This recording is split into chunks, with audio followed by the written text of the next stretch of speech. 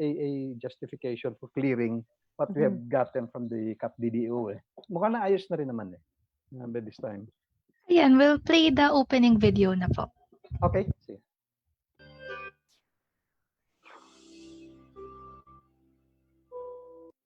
Doses of Good Governance.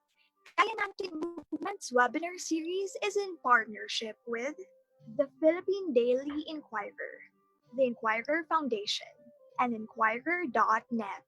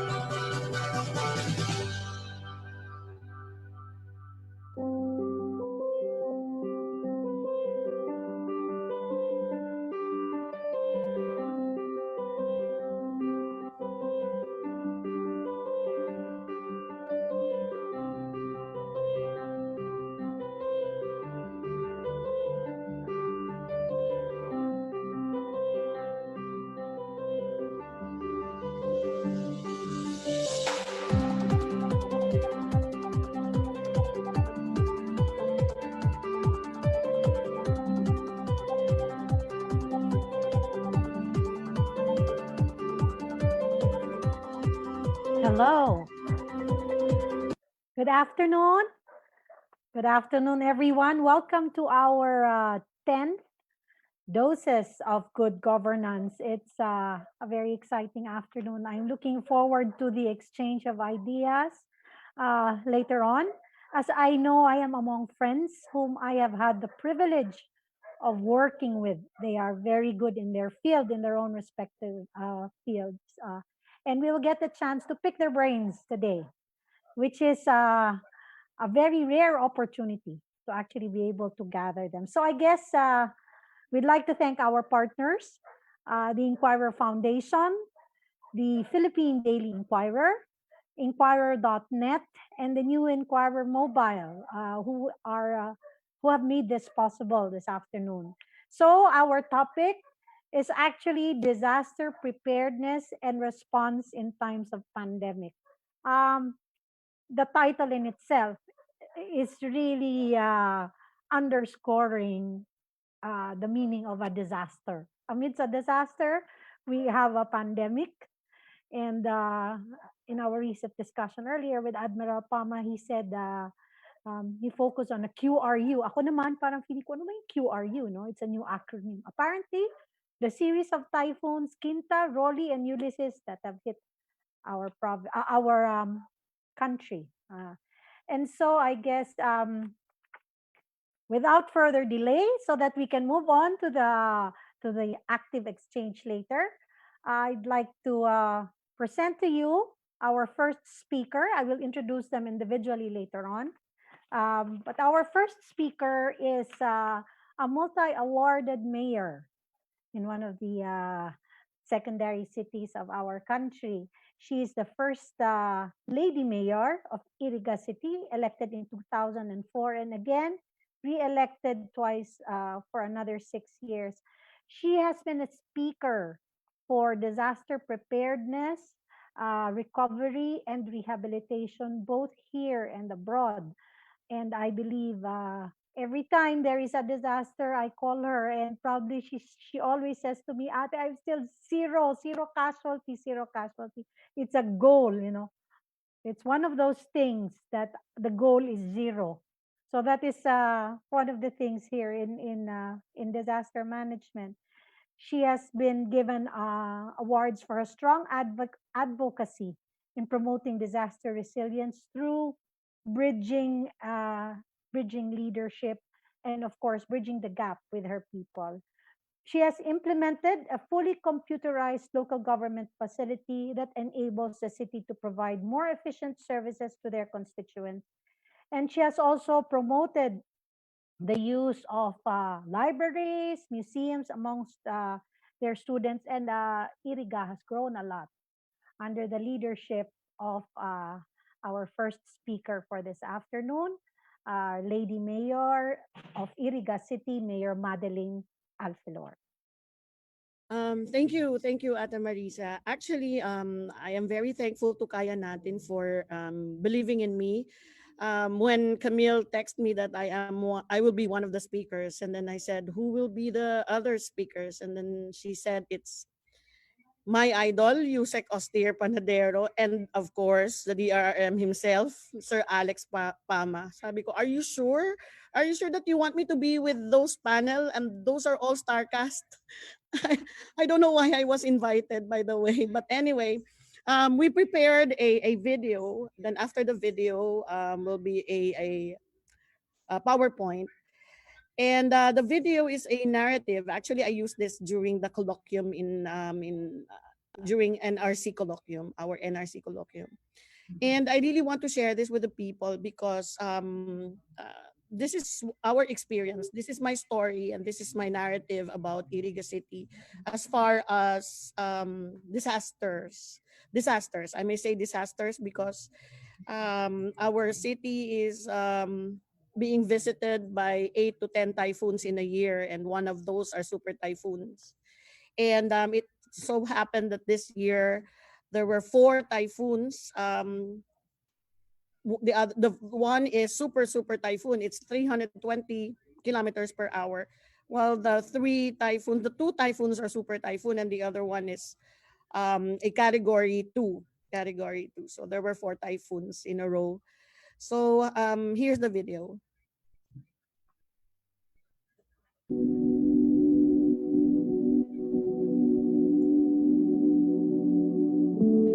During my first term as local chief executive, our internal revenue allotment was 103 million pesos.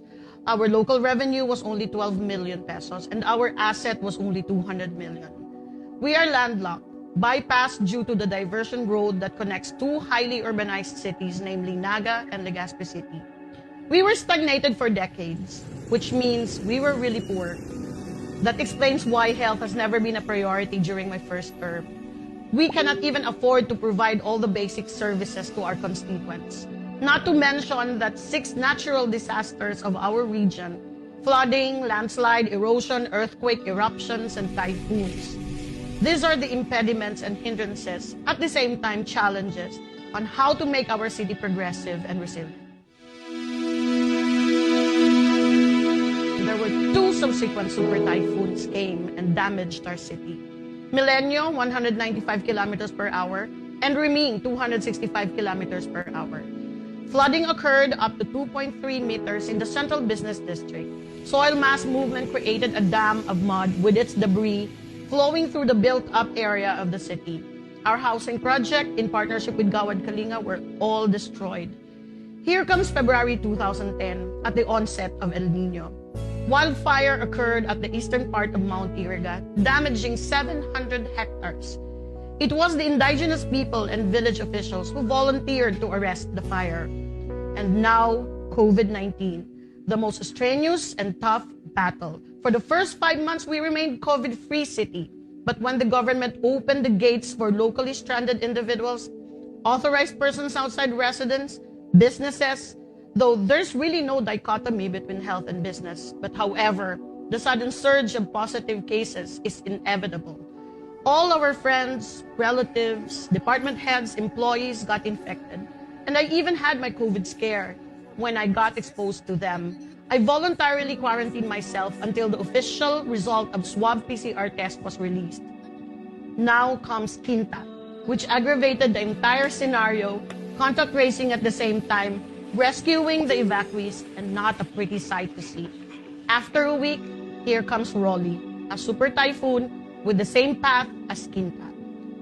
I love Iriga so much. I was born here, I grew up here, and I will die here. This is the reason why I work 25/7 100% dedicated and committed and doing my best to put Iriga in the map. Those experiences were our tipping point. We transformed into resilient, adaptive, and creative leaders. When we saw the community participation, everybody went out of their way to help. All sectors were passionately devoted to help every disaster that gets in the way. We realized that bridging leadership is indeed very effective to encourage everyone to share their sense of ownership, co-ownership, and co-creation. As long as the leaders set apart differences, committed to attain a goal, work collaboratively to all the people, equip, capacitate, and invest on human development, work as influencer, then advocate the law of the lead strategy, everyone will participate and cooperate to all endeavors.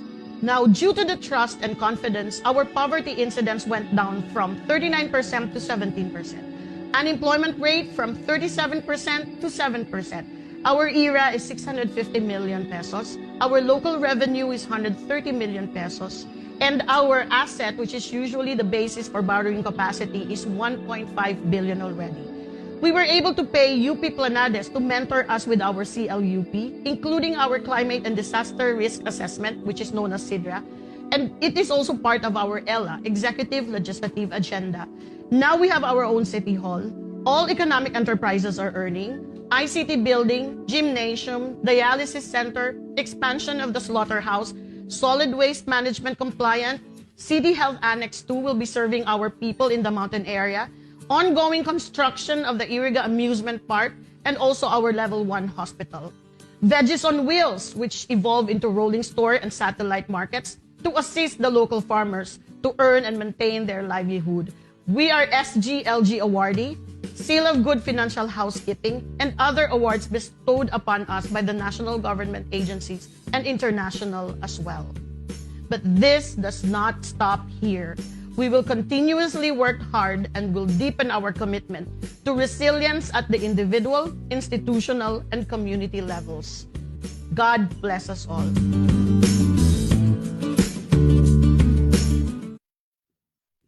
Well, that's our narrative here in Iriga City. Now we have the PowerPoint, Camille. Well, I just want to dwell on 4 thematic areas. Actually, that's what I've learned. Everything actually is a learning and experience process for all of us, and it is also an advantage once you're active, both national and international. So you get to learn more about DRRM. We focus on Dream C, NRC. We are very thankful to all the lifelines. Sunday Framework, UNI SDR. Actually, Sunday Framework has been introduced to us by UNI SDR. And to be more particular in the planning, the city classified its management of disaster into 4 thematic areas, and that is mitigation and prevention, preparedness, response, and rehabilitation. Actually, we concentrate more on that, on the 4 thematic areas. But I've heard my DRRM officer, she said, we have to strengthen preparedness more. So it's just like we have to strengthen preventive rather than curative. So in mitigation and prevention, our goal is to avoid hazard and mitigate potential impact by reducing vulnerabilities and exposure and enhance the capacities of the communities. So to make this possible, the city carry out programs like tree planting, flood control, water impoundment, desilting, installation of early warning devices.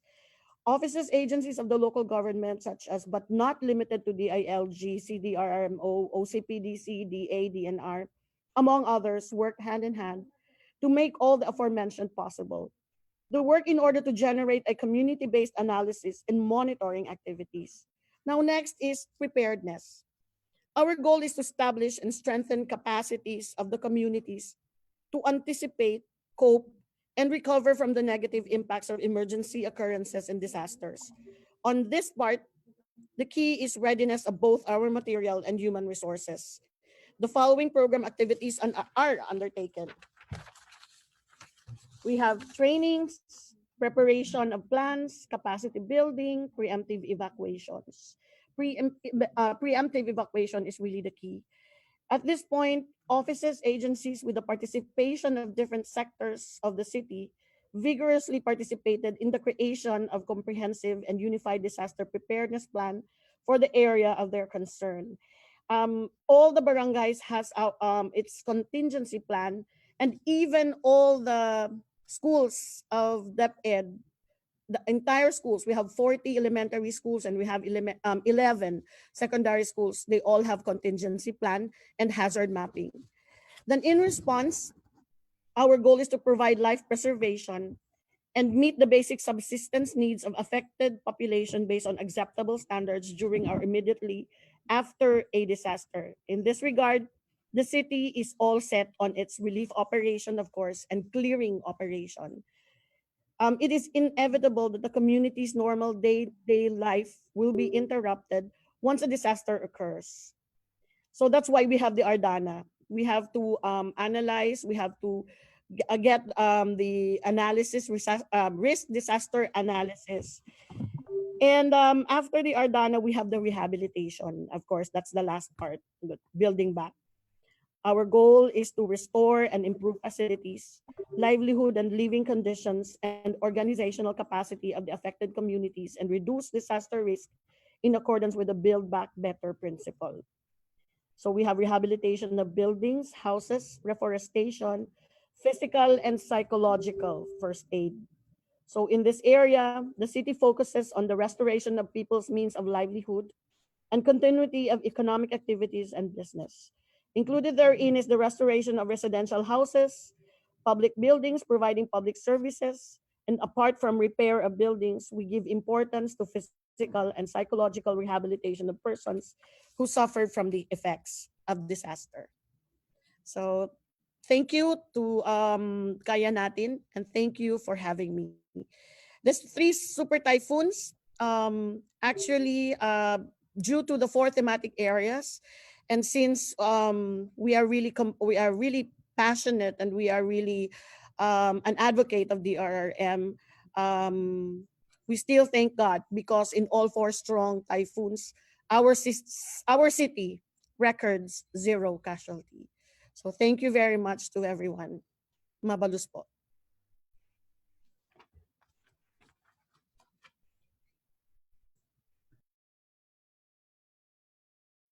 Thank you for that presentation, Mayor Madel. Again, zero casualty. That's the biggest trophy. It's one of those incidents where you can actually be proud to say that I made zero. It breaks my heart to look at the sites during a disaster, showing us the flooded areas, the areas that are devastated, which have become a familiar sight. And somehow, for me, I will never get used to seeing that. There is no way that you will get used to seeing that. So, I guess that spark all our questions that you have for our mayor, which we will entertain later in the panel. But then again, just bear in mind one question that came up as you were discussing that. For me, I guess this is for the entire panel. We should think about. We always talk about preparedness. Will we ever be? Will we ever be prepared? Is my question. After every disaster, it is normal to hear someone say, nobody expected it to be that strong, or nobody expected it to be this bad, or nobody expected COVID to be this long, or nobody expected. But yet, time and time again, we say we have to prepare. So when do we know when we are ready? So that's something that I'd like to plant in the mind ahead of time of our panel, and we will raise that question later. So I'll introduce you to the next speaker. Our next speaker is Vice Admiral Alexander Pama, a retired Vice Admiral of the Armed Forces of the Philippines and a member of the Philippine Military Academy, the Matapat class of 1979. Vice Admiral Pama is the former executive director of the National Disaster Risk Reduction Council, which I have had the privilege to actively participate in during his time. I can tell you, he's a very inspiring leader. He was then also the administrator of the Office of Civil Defense. And prior to his appointment as administrator of the OCD and executive director of the NDR-RMC, he was the 32nd Flag Officer in command of the Philippine Navy. He was our Navy chief. And after retirement, he continued to serve in a civilian capacity in the NDR-RMC. As the administrator then of the OCD and the executive director of the NDR-RMC, he was mandated to integrate, supervise, coordinate, and harmonize all the government efforts in the conduct of disaster risk and reduction management across all agencies 24/7. And I tell you, he did just that. So I guess it is a great privilege to hear and learn from the experiences of our former executive director of the National Disaster Risk Reduction and Management Council, Vice Admiral Alexander Pama. Sir, good afternoon. Good afternoon, Marisa. Thank you very much. Thank you very much for your very, very kind words. I don't think I deserve that.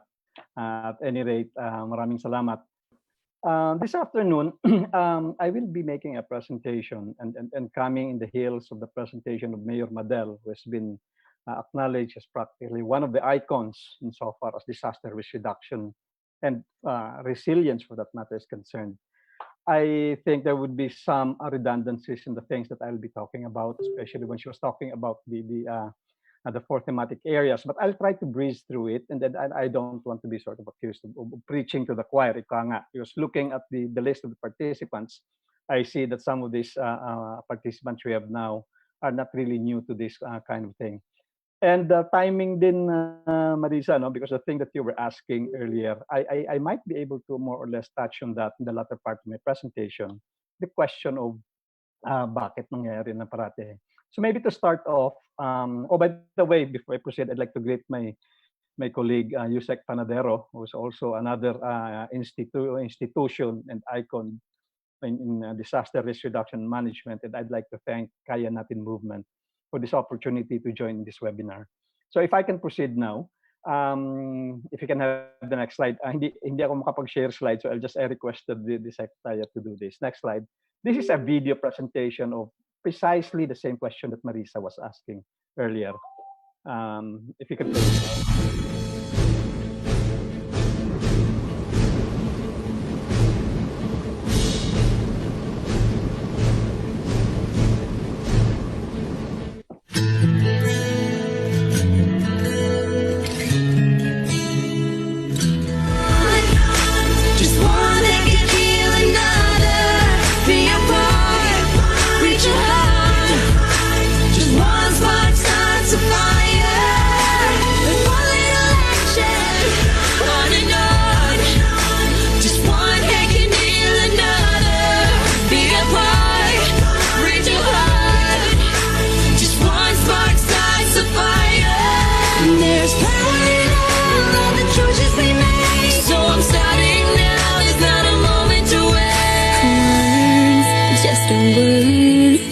Do you mean what you say?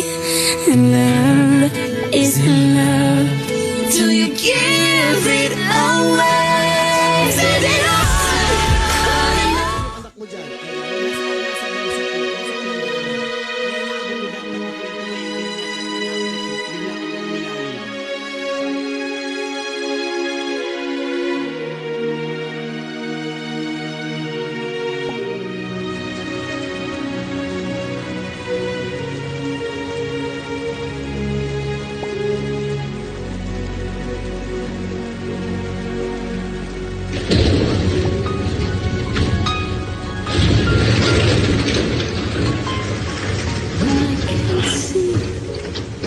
When it's all darkness, when there is fear, Lord, lead the way.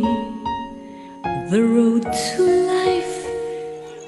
Yung mga taga doon, Tumataya, balahibo ko.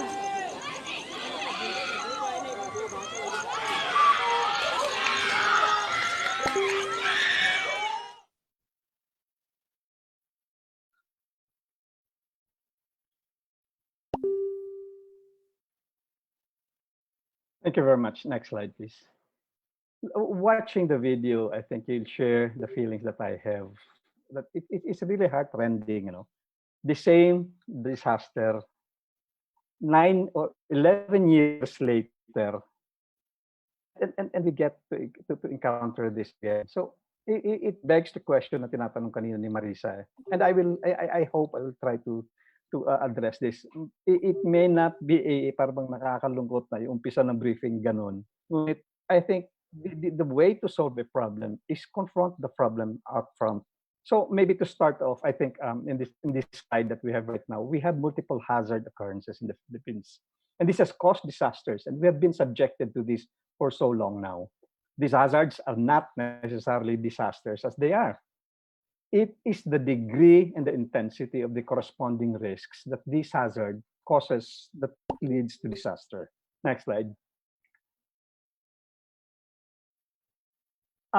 Just some sort of a review for us. Yung sinasabi nga kanina ni Mayor Madel, I mean, ang ganda ng ating mga nagagawa. We have been progressing from the time we had PD 1566 when it was still NDCC. We were trying to manage disaster. And then nilabas na natin yung RA 10121, which, I mean, admittedly is one of the best laws in the world relative to disaster risk reduction and management. So these are the things that are already here with us right now. Next slide.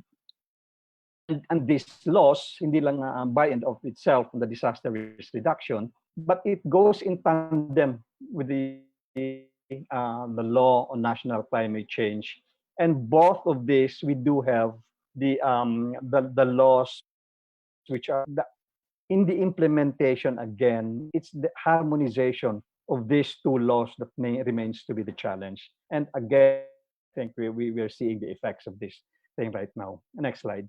Going further, if we can just more or less put in the proper perspective. Next slide.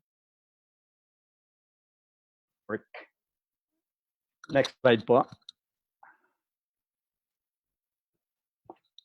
Hello. Can we have the next one? Camille?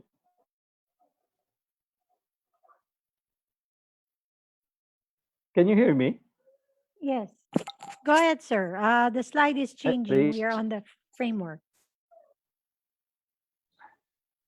Marisa, can you hear me? Yes, Hello? sir. I Hello? can hear you. I can hear you loud and clear, sir. Hello? Yusek, are you still with us? Yusek Pama? Yeah, can I have the next slide, please? Okay, Yes. there you go.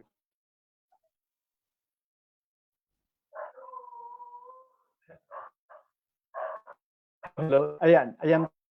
Okay, ang slide to is the framework, The framework highlights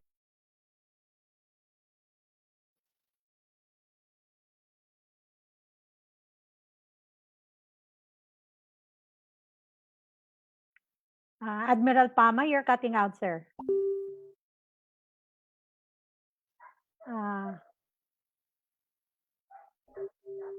I think,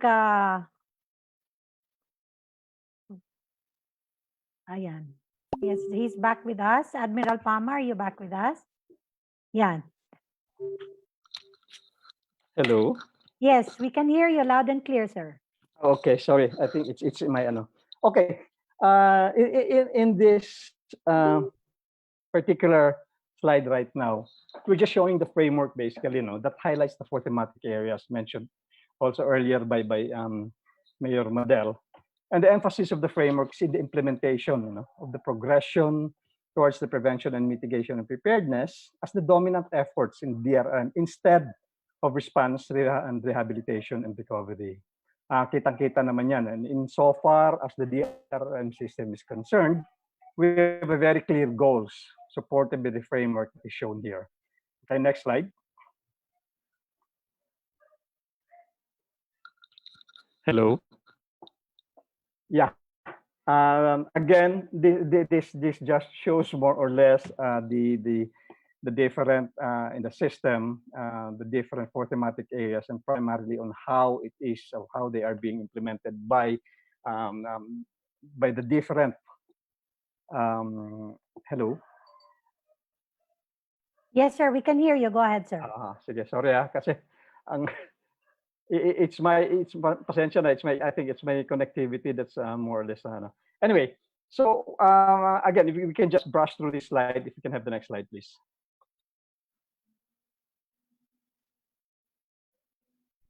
We have this plan. I think we're all familiar with this, and primarily it's the plan provides for the identification of hazards, vulnerabilities, and risks be much level and implemented at both the national and the local levels. Next slide.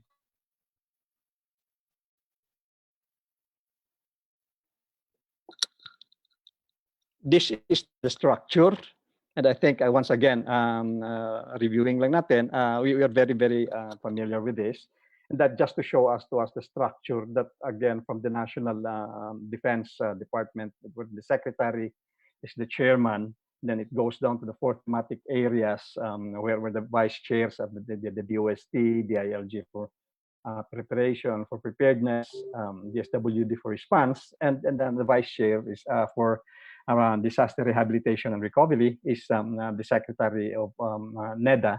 And as you can see, the tremendous or the big organization that we have, wherein we have 14 line departments, 11 government agencies, 2 government financial institutions, quasi-government, and we are familiar with this insofar as the organization is concerned. Now, next slide.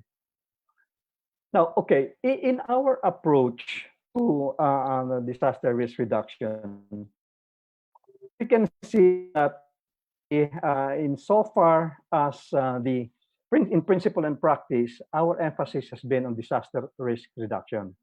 And these days, however, we see that the emergence of a movement from DRR towards disaster resilience. Whatever the outcome, it will not entirely be either or proposition, but an endeavor towards the transformational change that we have. The emphasis that we're having right now is primarily on one, as shown in our slide, it's the identification of and understanding the risk. This is critical for us in our disaster reduction management is concerned.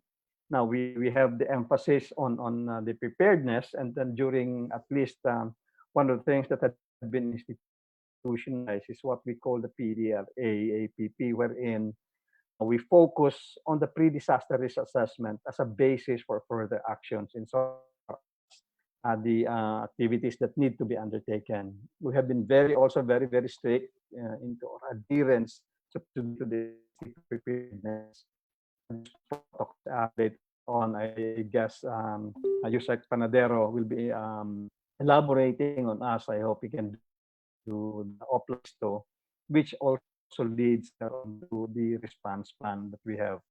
And again, as what had been emphasized by Mayor Madel earlier, the focus that we want to have is community-based disaster risk reduction, the plans and programs and the actions. And I think we all agree that all disasters are local. The impact of disasters primarily is really heavily felt at the local level. So next slide, please.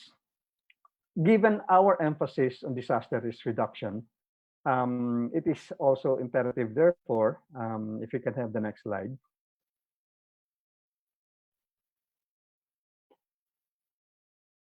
Do we have the next slide? Yeah, there you go. It is imperative, no, the risk drivers. No, the one previous, please. Yung risk drivers. Back slide, one slide, please. Camille. It is imperative that the risk drivers are identified and addressed or acted upon in order to minimize risks and avoid or negate the negative impacts of the hazards through the avoidance or minimizing the loss of lives and damage to property. Tamang-tama yung doses natin ngayon. We have identified these 12 risk drivers or factors for us to appreciate that these are basically the things that would determine the impact of any hazard that comes our way. If we go by the definition of the UNDRR, these underlying risk drivers or factors are basically processes or conditions which are often developmental related.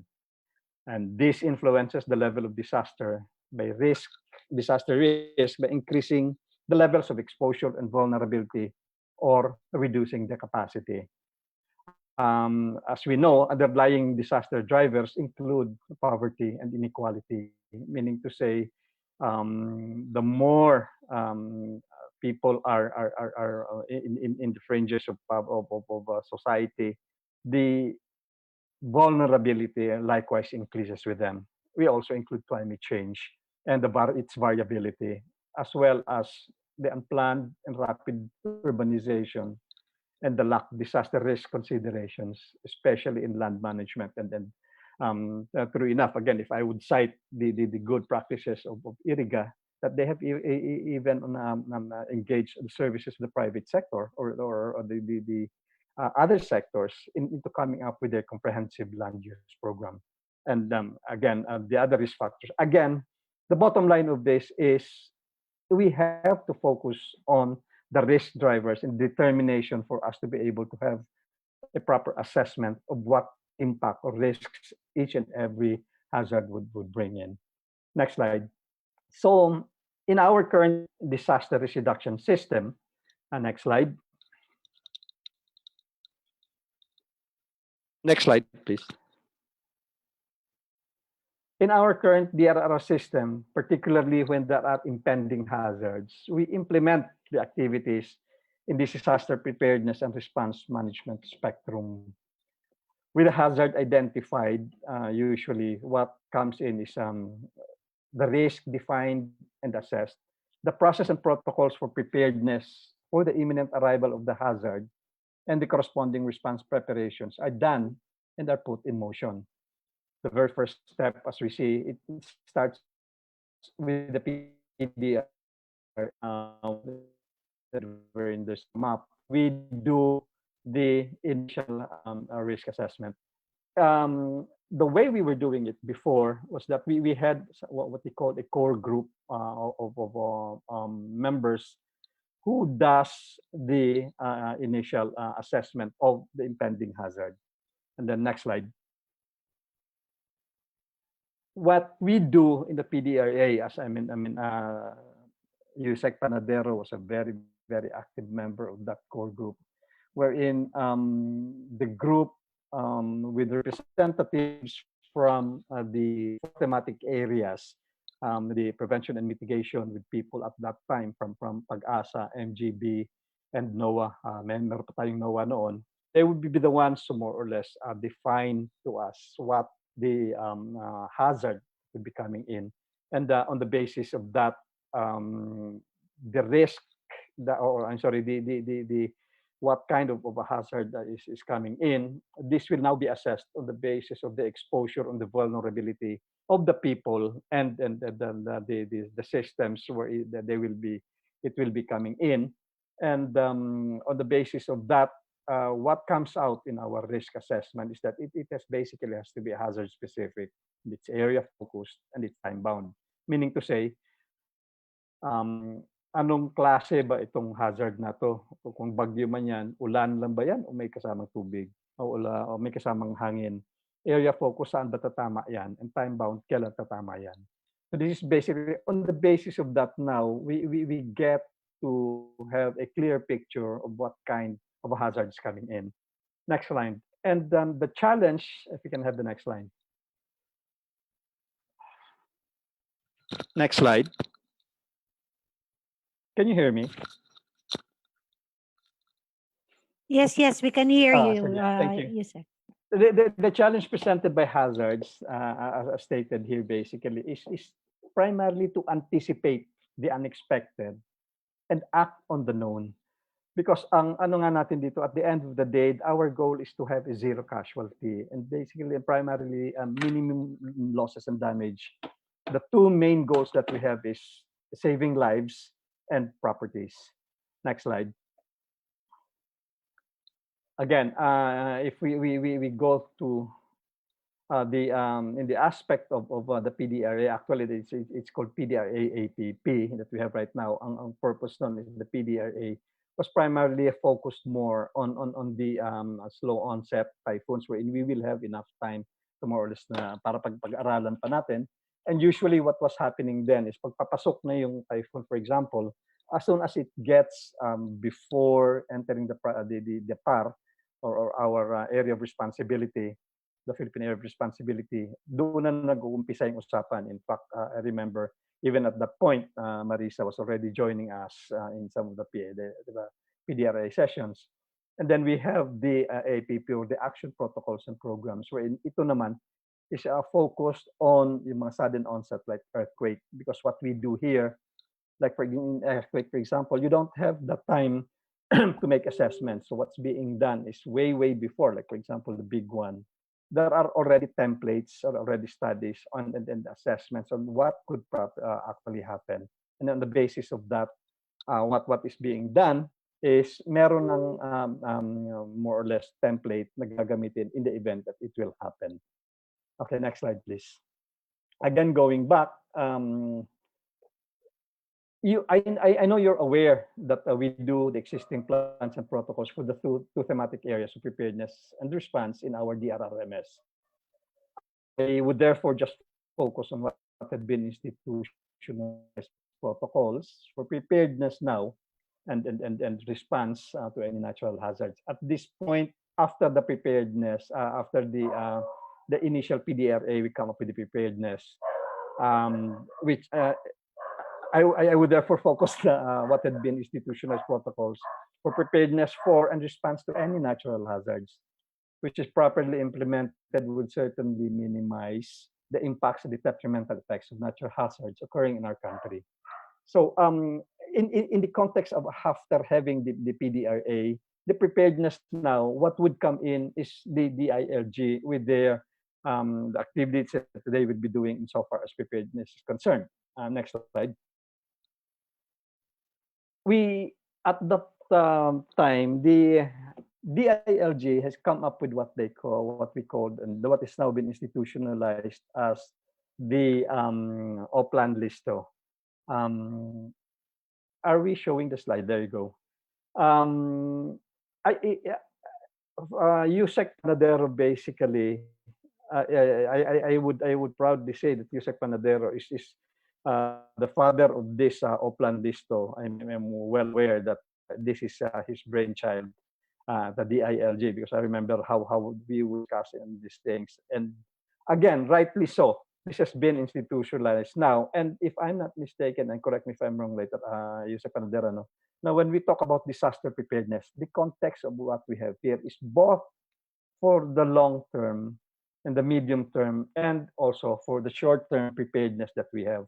As you can see there in the first figure, we have the program components that goes all the way from the national down to the local and the family level. All of this have been codified. All of this have been they came up with certain protocols, and this has been spread out to the different sectors of society. Next slide. For specific hazards that are happening, the Oplan Listo also has certain protocols that are very specific to certain calamities that are forthcoming. And then the assessment for the PDRA conducted becomes the specific basis, the operant for specific, insofar as the preparedness actions to be undertaken.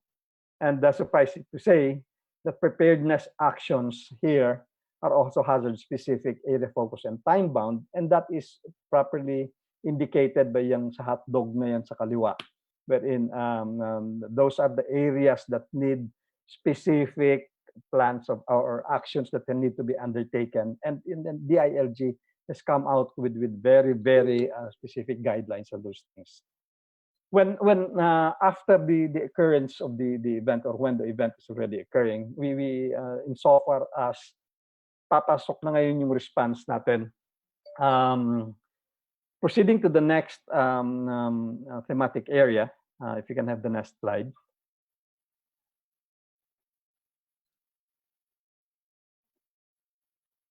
We now proceed to the thematic area of response.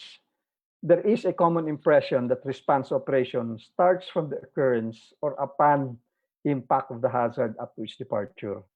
In fact, response operations commences way before the impact of the hazard. Based on the results of the PDRA, response operations actually start way before the impact, and there is actually an overlap of implementation of preparedness and response operations in both time and space. These are usually in accordance with the provisions called for in the different response plans basically being implemented as we have shown it. We have different response plans from hydromets, the earthquakes or geologic, and even terrorism right now. We do have response plans. Next slide, please. In so far as the implementation of these response plans, we do have the protocols for that. But the emphasis that I just would like to say, showing this slide right now, is the duality of the conduct of response operations. From the national down to the local level, the doctrine that we're using right now is in the implementation of response, we have the response cluster and the IMT or the IMS, the incident management system. There is some sort of a duality of functions because they mutually support each other. As you can see here, this is the flow of the activities that are being done primarily in hydromet, earthquake, and tsunamis. Ito basically yung parang pinaka-biblia natin of how the response operations is being undertaken. All the way from the national level down to the local level. And I think to a certain extent, this is also being implemented different manners at the local level. You can have the next slide. There is a structure being followed, and this is focused on what we call the force providers and the force employers. The organizational chart that I'm showing right now, this is primarily on the response cluster. No? And in this response cluster, you can see that it goes all the way from education, health, IHR, logistics, and because these are the different clusters that provide the support both at the national level and at the local level. So I'm sure Mayor Madel is basically also replicating this at the local level. Although kung hindi man entirely, at least it's good to know that these are the people responsible to be providing you with the different support systems that you need because they are at what we call the force providers. And the implementation of this is being undertaken by our force employers, which are the members of the incident management teams on the ground. Next slide, please. Now, everything has been happening on the past. And ang tanong nga kanina ni Marisa, every time na lang nangyari ito, meron naman tayong mga sistema. That's precisely the reason I was presenting the principles, the doctrines, and the policies relative to this. And yet, as was shown in the video a while ago, paulit-ulit na lang. And given what we've experienced in the recent occurrences of hazards and consequently disasters in the past, we can honestly say maybe that the way we have responded had been inconsistent. In some, we seem to have done well, but in some instances, our preparedness and response actions have evidently been wanting, to say the least. The recent experience we've had with the so-called QRU disasters or the Quinta Roli Ulysses disasters have revealed a lot of shortcomings in the implementation of our TRR efforts, particularly in the preparedness and initial response operations. These are some of my observations that I think were causes of the unfortunate events leading to and during the QRU disasters. There was evidently apparent lack of leadership and governance in a number of instances. And I'm sure there had been a misunderstanding of risks and vulnerability as clearly shown in Marikina, in Cagayan and Isabela, nagulantang yung mga tao. So at the very outset, I think there was really a misimpression of what was about to come. So risk assessment was really poor. And then there was a wrong appreciation and implementation of PDRA and other DRR protocols. I think the proof of the pudding is in the eating, as they say, because no matter what has been said, that I mean the protocols have been done, what came and what came out was precisely otherwise. And then maybe there was also a lack of capacity and capability in some or most of the LGUs and communities that have been hit by these calamities. Next slide. The Obviously there was also a lack of stockholder buy-in or participation in the DRR, in particularly at the local level. And I guess there would be need for more stakeholders convergence, synergy, and cooperation. There's also a glaring need for the enhanced implementation of localized DRR plans and actions. And then we can see that even if there have been some plans and action, like I mean Marikina for that matter, we all know that they've been very, very much prepared on a lot of these things. But then again, it happened. So there must have been a disconnect somewhere.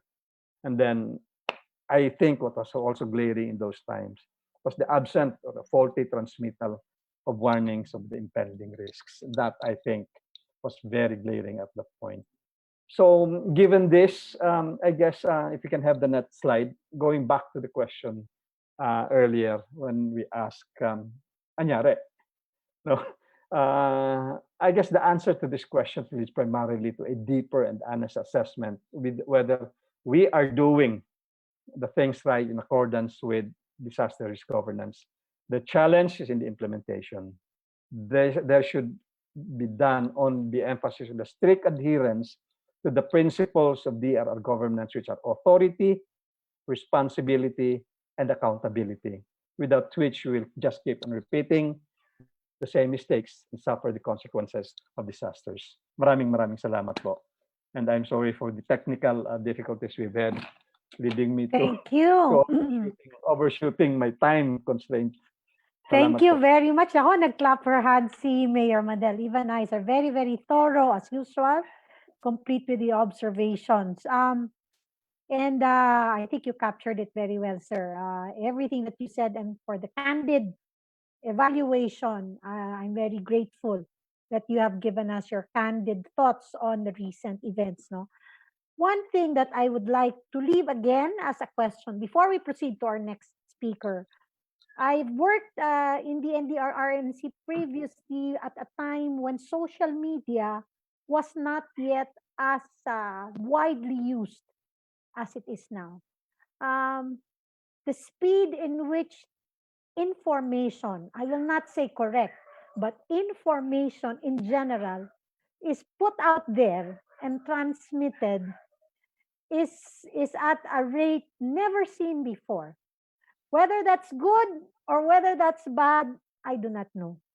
Whether that is helpful or whether it's a disaster in itself, I also do not know. So maybe that's something that I'd like to leave in your thoughts now. Now, the average person walking in the street now has never heard of a disaster framework.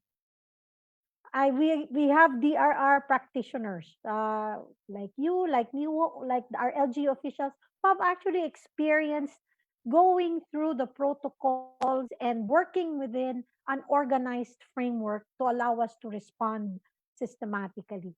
However, having access to all these modern technology now, what is it that we would like the average person to know? That's first. The average Juana de la Cruz there, who has an access to a cell phone and to a Facebook or to Twitter and Instagram. What do they need to know and how do they need to respond to that? And secondly, I guess in your observations, siguro later, sir, we can look at what can be done better. Let's not look into what went wrong anymore. There are glaring observations, but moving forward from that, what can be done better? So we will go back to that later. And then let me proceed to introducing our next speaker.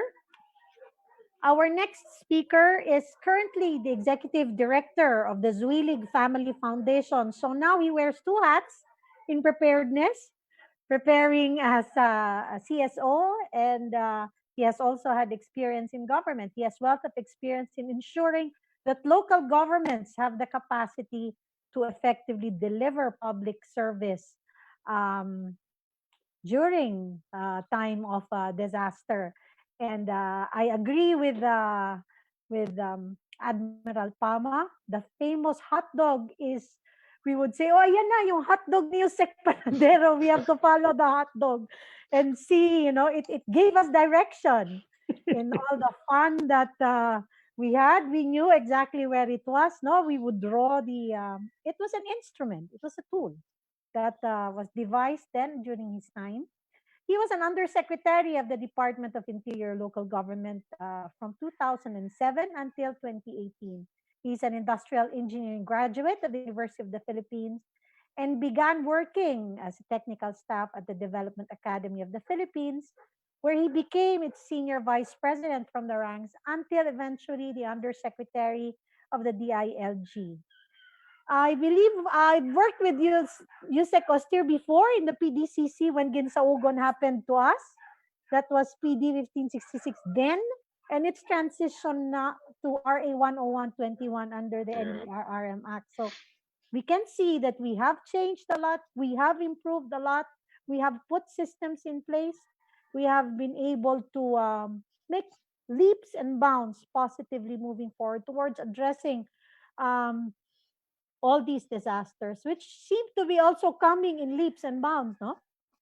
And as I've said earlier to you, I fondly call him Manong Austere because I knew him since way, way back. That I'm sure you do not envy the position of your success, those who succeeded your position, sir. So you after you, who came after you. Now that we are handling two, the pandemic is a disaster in itself, and everything that comes now is in addition to an existing and ongoing disaster.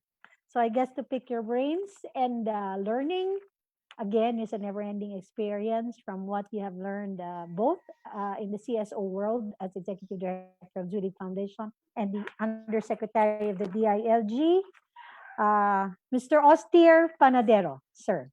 Ay, magandang hapon, Marisa.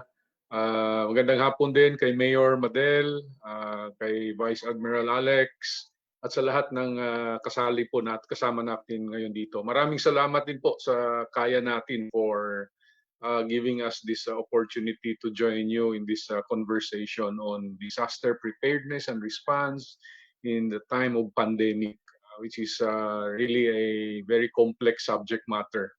But first of all, let me congratulate Mayor Madel, no, for your continuing and sustained passion in bringing about change or improvements in the way the your LGU responds to or addresses resilience and responds better to disaster.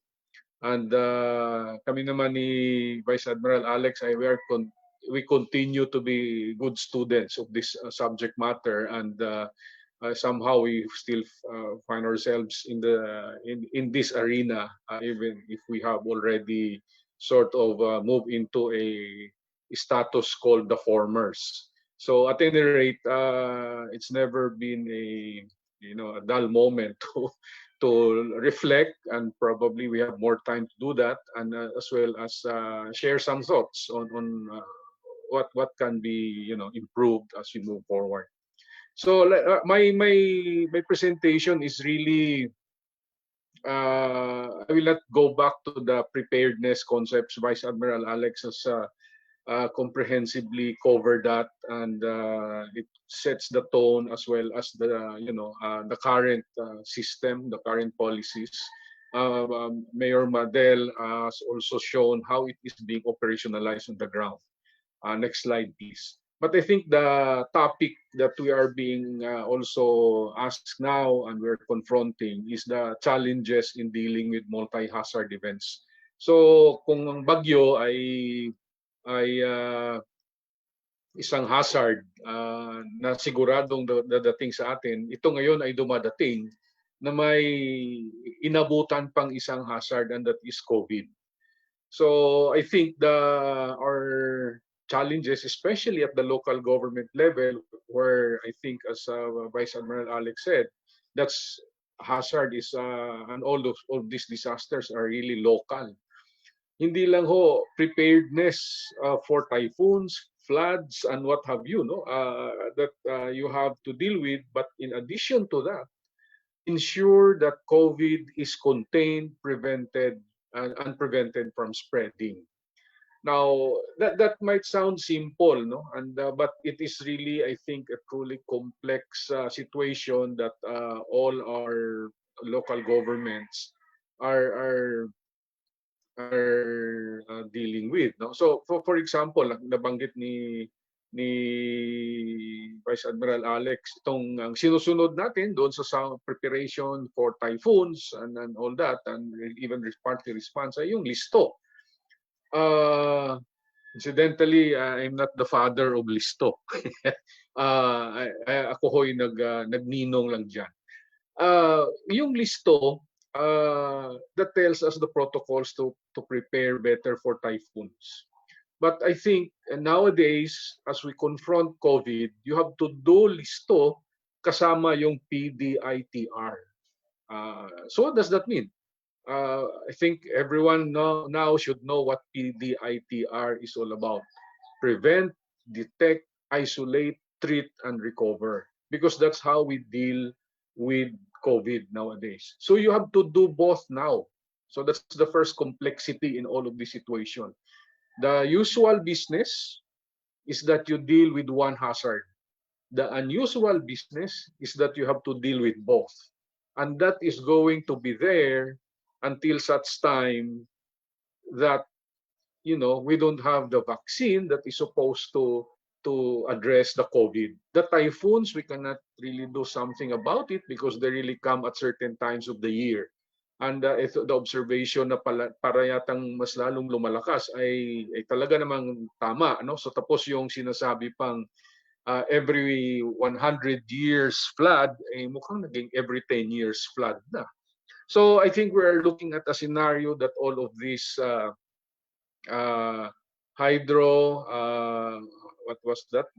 hydromet events are becoming more intense, and they come with greater frequency. Bangga natin yan sa COVID, that makes it really a multi-hazard situation. So on the other side, our metrics, ang ating batayan kung tayo ay nagpe-perform ay zero casualty. Incidentally, Mayor Madel, congratulations for maintaining that performance. Not everyone is successful in that. So congratulations to you and Iriga. So if that is the metric on listo, on the right side, the metric is different. It's the transmission. Yung tawag ng ating mga public health ay the reproductive rate has to be kept to the minimum as much as possible. So itong dalawang bahagi na ito requires different set of actions, and I'll dwell more on the right side on what are the additional work that has to happen because we are in a multi-hazard situation, and which most likely will persist up to next year or a good part of next year or even beyond. Next slide, please. So yung una lang ay let's make it a little bit simpler. If you are preparing for a multi-hazard event like typhoon, and there are SOPs and contingency plans for that, as Vice Admiral Alex pointed out, early warning system, incidentally, I think our information and data sets to warn everyone has improved. But as also noted by Vice Admiral Alex, there must have been a gap somewhere in the past 3 typhoons, such that the ability to anticipate has probably been impaired. Is something that we have to deal with. So in addition to the warning, there are really protocols on preemptive or mandatory evacuation. There are clear guidelines on the evacuation center management, pre-positioning of relief goods. So that's all there. Now, let me call your attention, however, because of COVID, we have to deal with another set of to-dos. Ano pa ba yung ibang tasks, added tasks? These are in the right side, the red fonts. At dito, I will call your attention lang, and I'll zero in, and I know there are several other things there, but at the end of the day, as you move people from their residences because of either a preemptive or a mandatory evacuation, if it has to come to that, then you have a really a big issue on evacuation center management because of the physical distancing requirements. You don't want really to make the place a highly dense, yung high density area, because then it will defeat your objectives or our objectives in the containment of COVID. Kailangan talaga nating bantayan yan. So yung containment measures in every evacuation center has to be, and the standards that have been set has to be observed. Number two is that the health care services has to be available as well in each of these evacuation center. Dati, the usual healthcare services lang on it. I think kasama na dito sa health sa ngayon in an evacuation center is the ability to likewise diagnose if people are having symptoms that would tend to indicate that there is a possibility of a COVID infection happening in a particular place. I'd like to highlight that because I think we all know that it is not as easy as taking a thermometer and determining the temperature of a person, but there is really a whole set of protocols that must be observed, carried out by trained, qualified individuals to really perform. If we are clear on that, the evacuation center management, therefore, requires a different set of teams, an enhanced team that can perform all of these functions. Related to the physical distancing situation, I think as we move forward, as we anticipate the coming typhoons,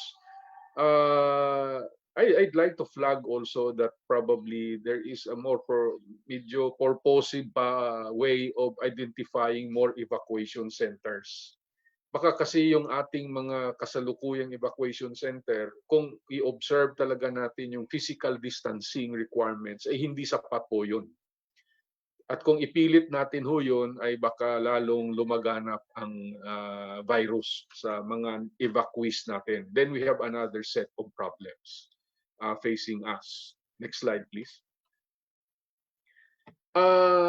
Ito mga facilities, no. Sa evacuation center then ay kailangan nating without COVID we don't have to do all of this, no.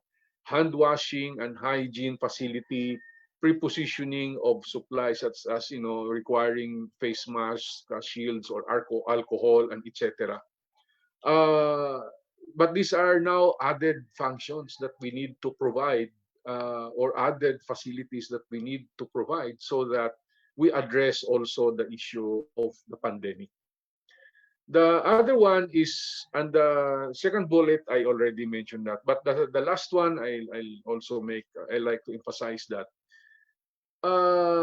COVID is somehow very, the vulnerability is not, as we say, equitable. No, it is all over. It is everyone is vulnerable, but not everyone is affected equally. And there are people who are really classified as high-risk groups, and these are older people, those with comorbidities, and the likes. So if you are involved in DRR and being a Dream O,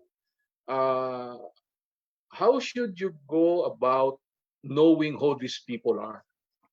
I think I'd like to call your attention to this because the pre-work that needs to happen so that these are well attended to during an event has to happen way before the event.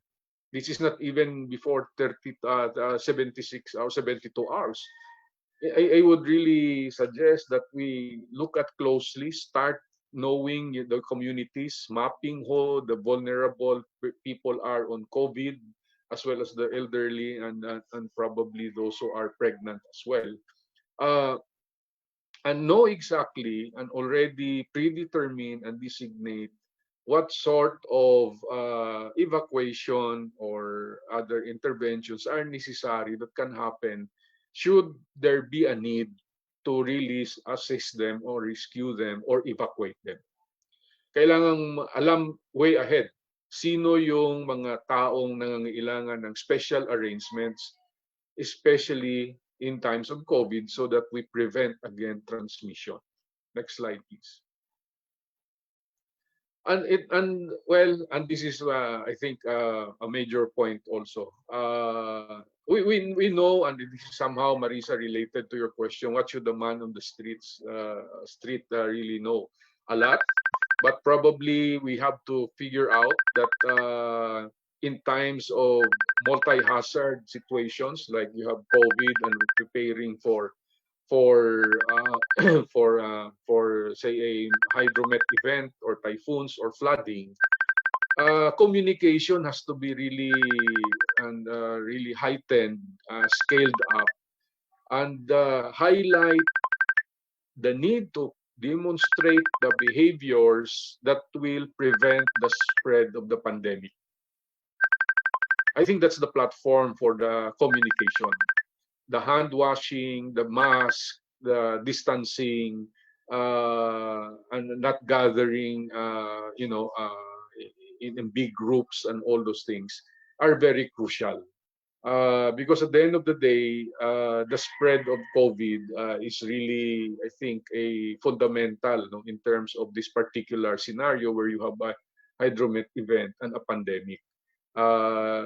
Mas marami ang maging exposed kung hindi ang lahat ay isinasagawa ang mga behaviors that are critical in preventing the spread.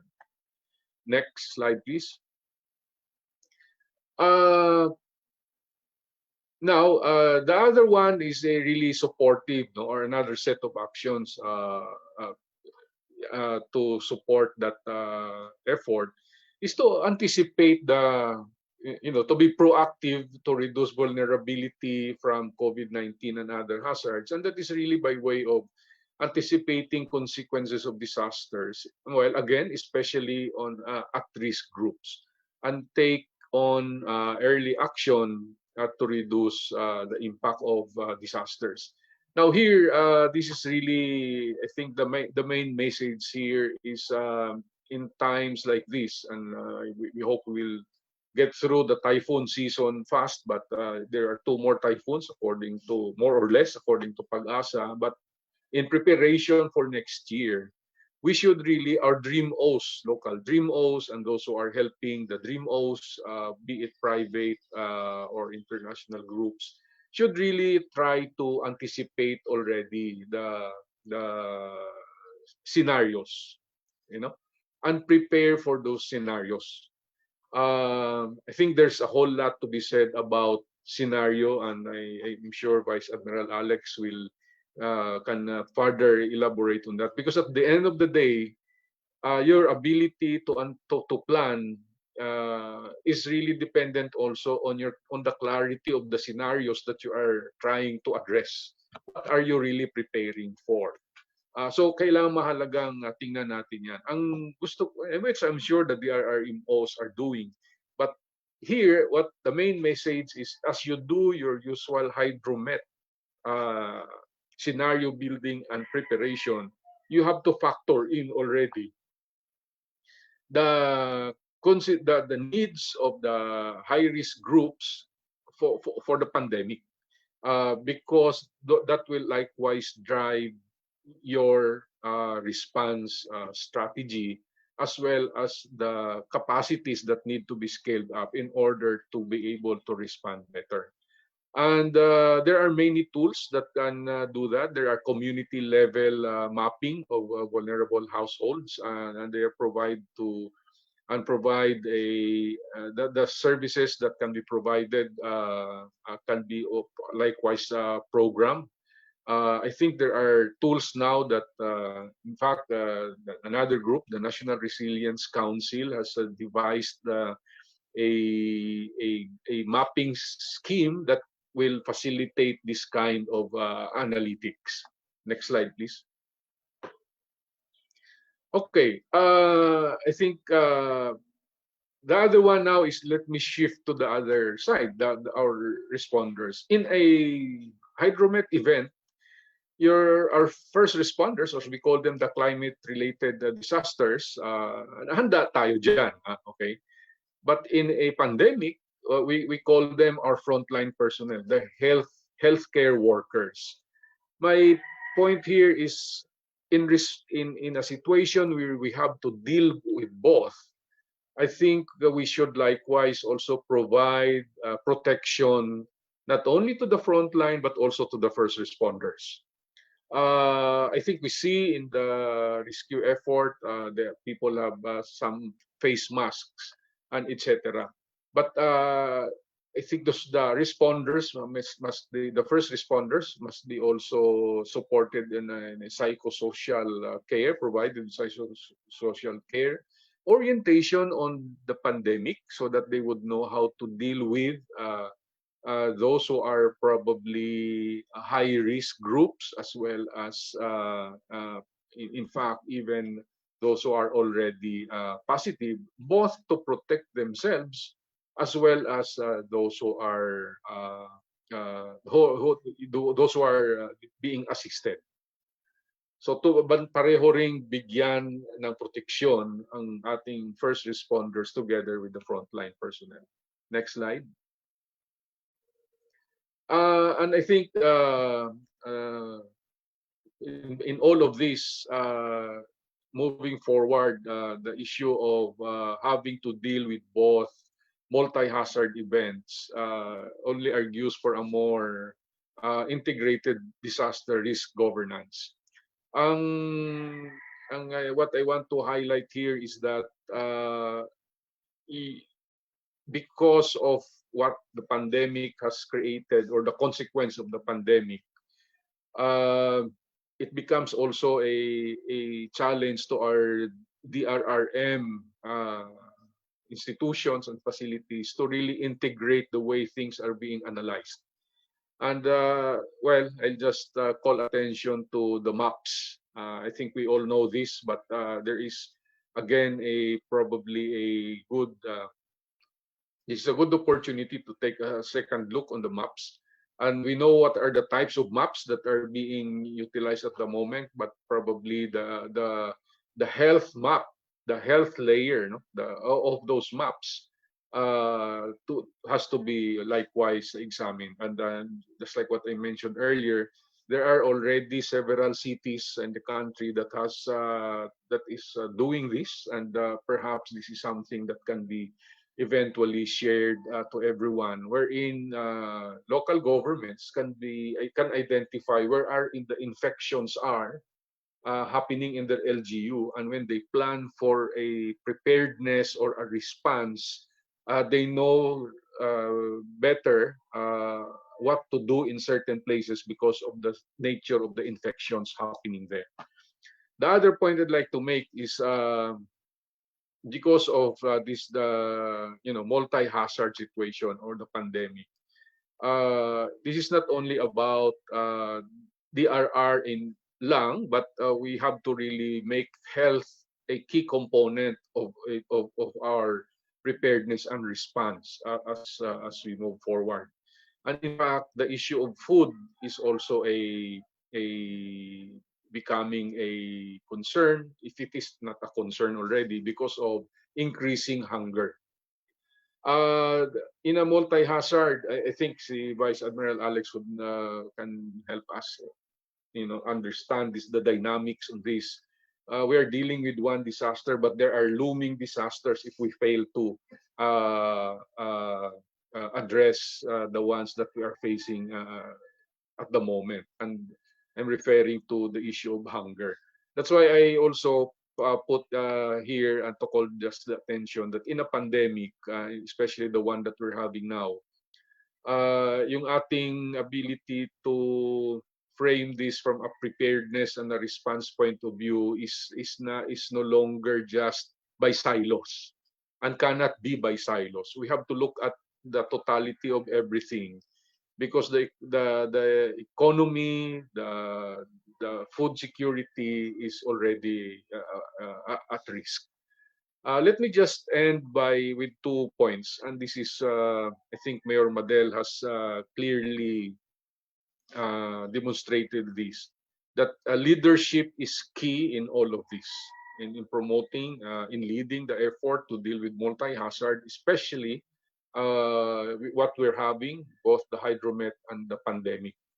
And we need leaders who can see things in its totality, can mobilize the entire bureaucracy, get the silos connected, so that we are able to anticipate, uh, prepare, and position better our resources, as well as respond more effectively. Next slide, please. And part of that leadership, no? And I think this is something that came out already from most of the discussions on the pandemic, and Vice Admiral Alex also pointed this out. In any preparedness and response effort, the cooperation of stakeholders is very critical. Hindi kakayanin, no, ng lalo na ngayon ng isang lokal na pamahalaan lang ang gampanan o tugunan ang lahat ng pangangailangan ng mga pamilya, ng pamayanan. Kailangan talaga ang pagtulong-tulungan ito ng iba-ibang stakeholders. And the key to this is really the local leader.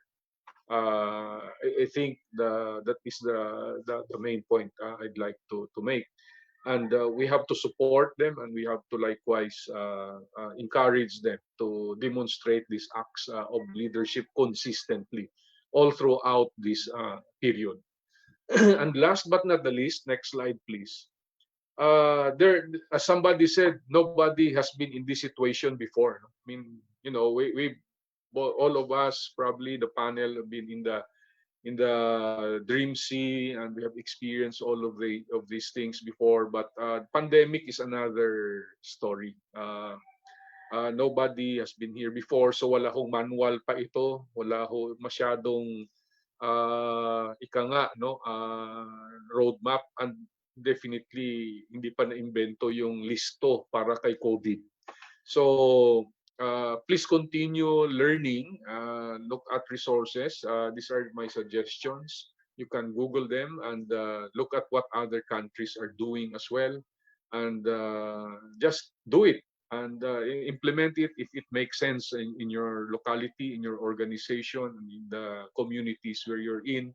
And I think we contribute to the build-up of knowledge that everyone will benefit, if not today, in the future. Thank you very much. Thank you very much, Yusek Panadero, Manong Austere, for that very informative presentation. It is the first time, I must say, that I have heard someone openly acknowledge and discuss a multi-hazard situation. In our case, na talaga, and I think you're in a very good position, having had to focus on both now in your current work as the executive director of Zurich Foundation, whose number one thrust is really health, and then your experience as DILG, where we face disasters. Before we proceed with the Q&A portion, I'm sure we will have a very lively discussion. I'd like to thank again our partners, the Inquirer Foundation. We're all live on the Facebook pages of Kaya Natin, the Philippine Daily Inquirer, the Inquirer Foundation, Inquirer.net, and Inquirer Mobile. So thank you very much for giving us this opportunity to listen to the points that have been raised by our panel today. After what you said, Yusek Panadero, no, Nong Austere, I am very keen on establishing at this point that it is clear we are at present already in a disaster situation that is has no end in sight for now until that vaccine is found. So that changes the dynamics of things, you know, very significantly. So I'd left two questions which we will go back to now. But for this one, I think just to plant in you and the thoughts of our panel as early as now, I think we should also look at the absorptive capacity of our Dream Sea. Do you think our NDRRMC has the capacity? I understand now, of course, the government has formed the IATF for infectious diseases because the thrust na naman is different. It is something new. It's a totally different kind of disaster that we are facing. So we also can see where they are coming from in formulating the strategy. But having said that, looking at that, coming off of a volcanic eruption, coming off of a Marawi destruction, and then we had the earthquake in Cotabato, and then the pandemic, and all these QRU. But before we got to Q, there were several other typhoons. Is our current structure enough? Do we have the capacity to actually address all of that adequately or sufficiently, respond to them sufficiently? Because I remember previously, during the Bohol earthquake, 2 weeks after we had the Yolanda typhoon, in which case a lot of the people in Bohol were saying, wait a minute, we have not gone to recovery stage yet. We are now facing a much bigger disaster. So things like this, the resilience, I guess, of organizations and authorities and accountabilities and responsibilities in certain situations may have to be reviewed. So, okay, let's start our questions now. So let's go back to the first question that I asked. First, I will address Mayor Madel. Thank you again very much for waiting, Mayor Madel. We have both ends of the spectrum. Those that implement, I always say that, and of course on the national level, and those that operationalize, we report to them. But at the end of the day, we rely heavily on those on the ground. When can you actually say that you are prepared? I am prepared now for this because 2 days ahead, you are already in a pandemic situation, and 2 days before that, you will be hit by the strongest typhoon that ever hit the planet. That's what they say for this year. Actually, you can never tell when you're really prepared. The first, I remember when I was younger, my father said the first strongest typhoon was Sining. It was 100 kilometers per hour. And then it so happened that we have the storm surge now, and it's getting stronger. We have 265 kilometers per hour. And now recently, Rolly, that's 320 kilometers per hour. And it's the first time that we experienced a hurricane, which is classified as signal or categorized as signal number 5. Actually, it's a good thing that it happened in the morning, because when it happened probably in the evening, we will definitely have casualties. We were really all panicking, and we really don't know if everything can withstand, the strong wind. But actually, that's also the advantage of being visited yearly, because you create resilience in your own way. When World Bank visited Iriga City, actually, they said they've been looking for poor people. And then the foreigner, our guest said, where are those poor people? I've been from the boundary up to the last boundary, up to the last house, and they are all concreted. They're all slabs. I cannot explain it to her, but eventually, actually, we explained it that even the poor, even those impoverished, they really try to be resilient in their own way. Little by little, they build slabs. They make it sturdy. They make it strong to or target or typhoon prone. Talagang dapat malakas na talaga yung bahay, because it's really so hard to start all over again every year. So could you just imagine that you prepare a light material house, and then the following year you will be building another one, so that it will be more because stable. of the typhoon. Yes. Do you feel that they share your goal? parang, as a LGU, do you tell them, oh, goal natin ngayon, walang mamamatay, do you do that? Yes, I we mean, really have it's to like do that. We have to mindset them. We really have Huh? to explain it to them. That's why we have our trainings. We have our IEC. We never stop. We have our bandillo. Every time that there's typhoon, the truck goes around the city and then explain it to them, because it's really sometimes people they become complacent in pag walang tao. pag Oo. wala talagang magwa-warn. And actually, it happened to me lately.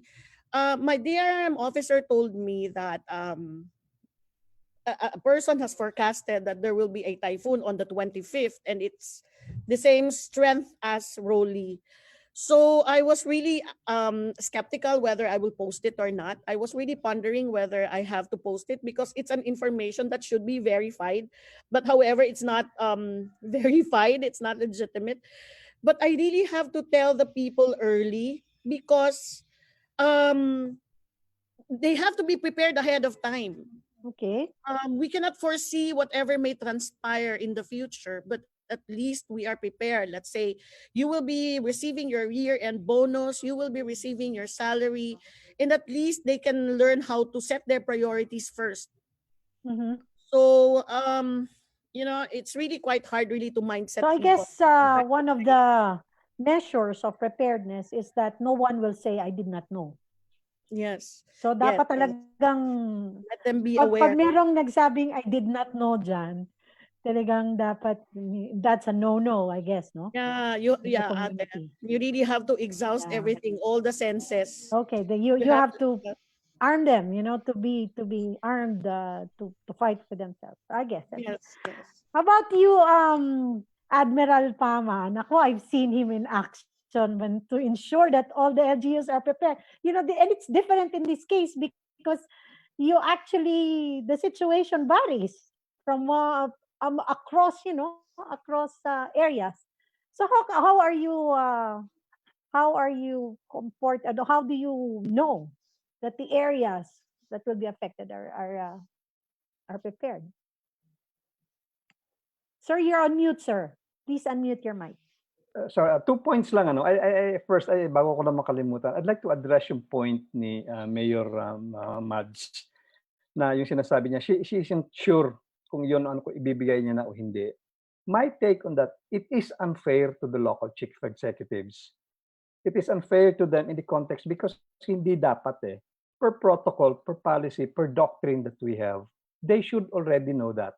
Again, part nung risk assessment. So there are two things that are very, very critical from the national government down to the local. There are 2 points, the risk assessment and the risk communication, which I think was very, very evident during what happened. The reason that Mayor Madel was not sure whether to send it out, because she was not provided with a proper risk assessment. Certainly the local government, the local chief executive, they have their own way of finding out. Marami ng sources, open sources and everything. But then again, we have that protocol, we have that policy. It's only Pag-asa who is supposed to give out that. But I think, again, somewhere along the line, the process was not there at the present. That made the local chief executives adamant, if you can say that, na teka muna, ipapasa ko ba o hindi. And then again, this has also relation to what you're asking kanina, Marisa, the rise of the social media. Yes. There is a danger now of precisely that. People are waiting, ano na ba mangyayari? So they send out kung ano yung sakit natin ngayon, yung paunahan na mag-share. Kasi pag nauna kang mag-share, sikat ka, marunong ka, which is very, very dangerous. But that only happens in the absence of the proper information and the proper risk, the information that should be passed on to our people. And then that's first. The second point is, I think, this is touching on what we call on the resilience. As far as I'm concerned, I think there are four. We know for a fact, di ba meron ng issue ngayon na parang resilience is getting to have a negative connotation. Na parang sinasabi nila, pag resilience, hindi, pag tinamaan, okay lang yan, babangon yan, sanay na tayo dyan. Which should not be the case. The context that we have now is resilience. Merong definition yan eh. And I don't know kung, again, preaching to the choir. Let me just, kokodigo ako resilience, the ability of a system, community or society exposed to hazards na naman, to resist, absorb, accommodate, adapt, etong pinaka-importante, adapt and transform and recover from the effects of a hazard in a timely and efficient manner, including through the preservation and restoration of its essential basic structures and functions through risk management. UNDRR yan. Now, sunod na tanong is, okay, how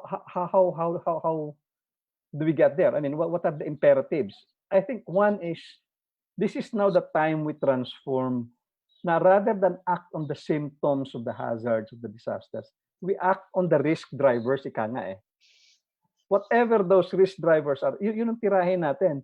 Hindi yung magre-react na lang tayo, because I think that's exactly what they're trying to say and pushing and advocating. Part of the preparedness now is to act on the risk drivers. Hindi yung magpahanda ka ng kung ilang galon ng tubig, ilang pagkain ang gagamitin mo. That's not the real essence of preparedness. Prepare in the context of hitting the risks that are forthcoming. Yes. Diba? And in so doing, the approach has got to be holistic and coordinated, ika nga eh, in the implementation. The government cannot do it alone.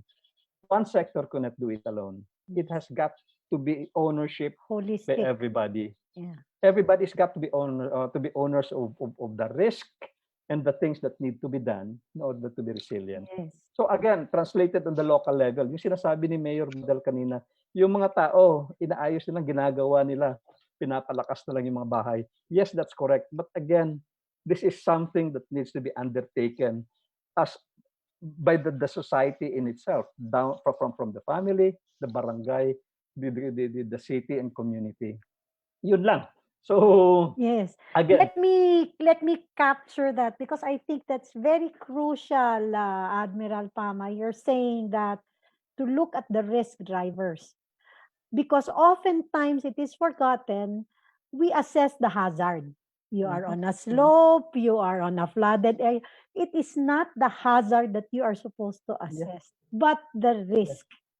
So I think that is key, no, in conveying information. You are in a typhoon belt area. Yes, alam natin yun, yan ang hazard. Pero hindi yan ang risk. Ang risk sa iyo, tignan mo yung lakas, ma'am. Kung babahain ka ba, kung malakas ba yung winds, kung nagtanggal ka na ba ng mga puno mo for your electric wires. So I think that's very, very crucial. And I guess to own it is something that is also very important, because kung ubaya mo sa iba lagi, hindi pwedeng bahala na si Mayor. Oh, as usual, and having been there in the LMP before, that was always my beef, na parang hindi pwedeng si Mayor lahat. You have to co-own it.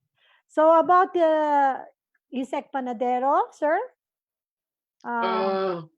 In your case, sir, kasi interesting yung sa iyo, sir, yung view from the health side. When are you saying that you're prepared for that, a multi-hazard situation?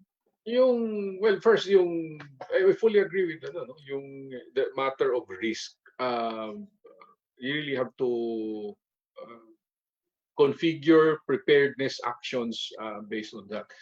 So, but then the next concern that one has to grapple with is, pag sinabi mong, are you prepared? So, question ka, so prepared for what? Yeah, I'm prepared to evacuate people. 300 families over 6-hour period. But you need to evacuate 1,000 because of the rising flood waters. So, baka to me, my sense is, given all of these experiences all over the place, we have to put some specificity na dito sa sinasabi nating preparedness. Prepared to do what? For how long? Because I think we know some LGUs are really more prepared than others. No? Meaning, they have the capacity to do more than others in terms of protecting lives and properties based on a certain scenario that will happen. If what happens actually is 3 times what they anticipated, wala na kasi I mean that was really our experience. Now, the moment you reach a situation where your responders are the ones affected, that's all there is to it. Maliban na lang if that is part of your scenario and you say that if that happens, somebody will come in to help me because I have made the arrangement for that. That is, I think, the point where you say, okay, so that's the you don't leave to chance the the whole matter of saving lives, especially to your own capacity lang. But in fact, you have multiplied that capacity so that if your own capacity is impaired, there is somebody else who can come in because you have made the Exactly. arrangements. Okay? Mhm. So, klaro lang tayo dyan. And you know, mahirap lang isipin, no?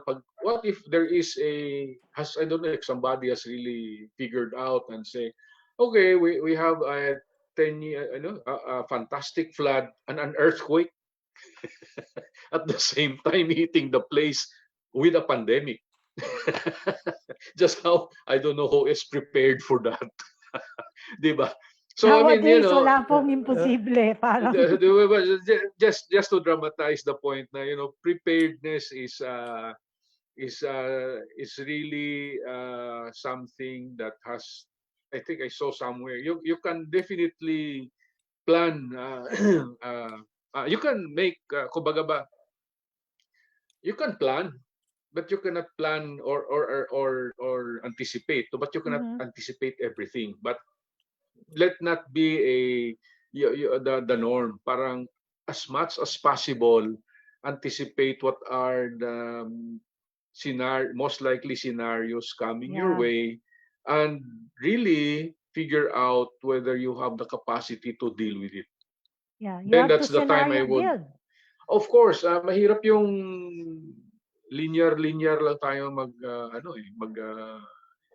this mindset of compliance to whatever protocols.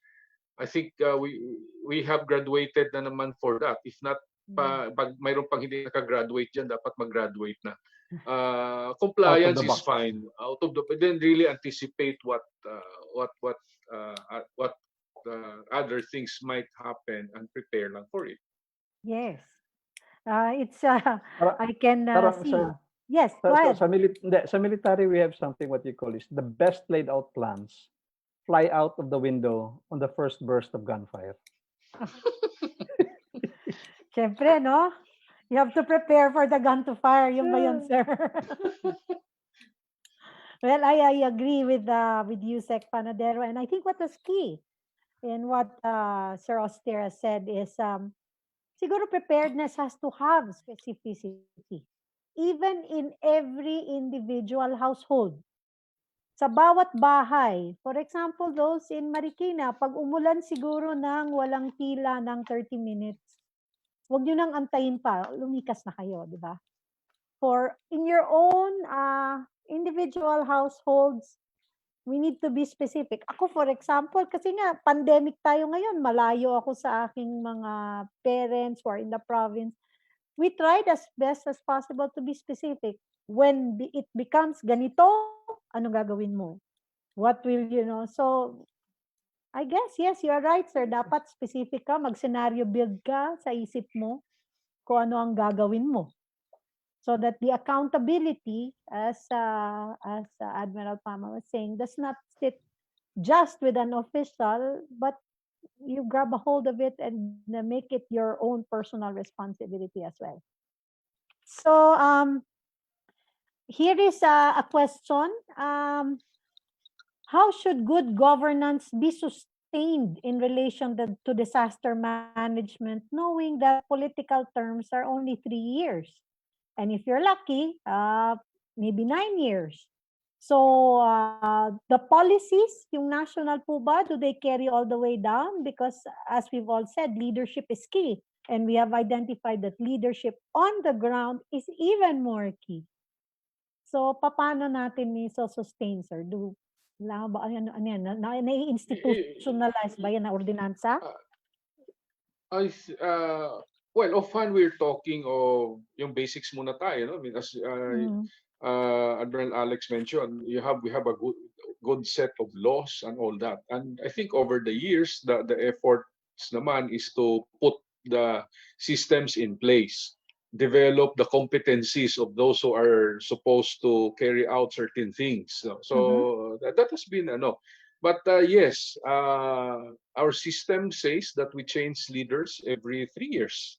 So I think it is, and I may venture that it is incumbent on those who are electing their leaders to ensure that the leaders that they put in place are actually knowledgeable of what needs to be done and has the passion, the compassion, and and the ability to really make sure that protecting lives and Is saving priority. livelihoods are Siguro nga. primary in the agenda, Yeah. and these are delivered. If I will correlate that to what you originally said, Sir Austin, earlier, kasama dapat sa scenario building yun, no? As a voter, you should include that in your scenario building. Pag ako nakapasok kaya sa kalamidad, susundin ko kaya itong taong to. You know, you should include that. You know, will I trust what this person will say because my life will be at stake.